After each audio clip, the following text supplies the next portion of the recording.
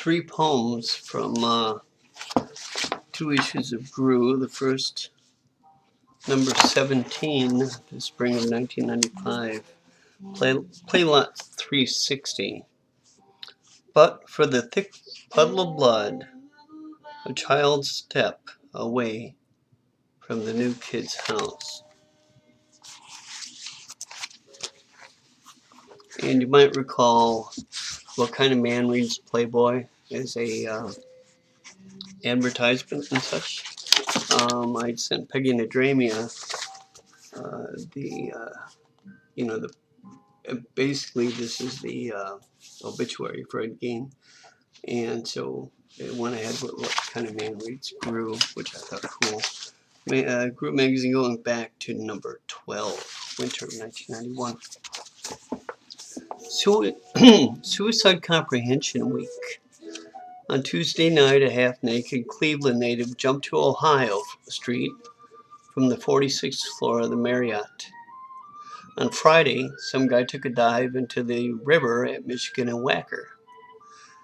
That same night, teens signed a death pact in Wilmette. And Saturday, a boy on 26th Street takes his dad's revolver, plays Russian roulette, and studies for his final exam. I wrote that in Bethlehem, Pennsylvania on April 8, 1987. I was out there at Moravian College. My story, Rapid Transit, was being taught in the class along with Fritz Leiber's The Smoke Ghost. Lastly, Desmond's last long ride. Misery loves company, and so it was that the A train was filled with other suicides and sundry psychopaths. Desmond used his better eye as a token. The fare box took 4 years and a sliver at a time. Desmond stared through the pus at the rest of himself for those 1,500 days. Standing room only, he gripped a handbar of oozing maggots bound with intestines. Aid signs and blue light specials. Beauty school ads taunted him with the world he left behind. A year after that, the light changed from yellow to red.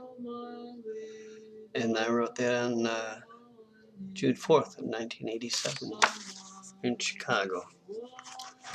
So those are three more poems that Peggy Nadramia and Peter Gilmore were so kind to publish in Grue magazine.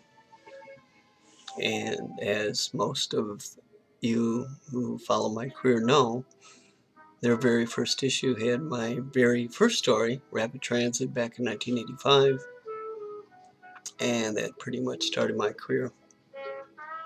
Well, everything to them, even my clown faces. Actually, I meant to mention this. It's Wayne Allen Sally, of course, but it's the 23rd of April, 2012 at 10:44 p.m.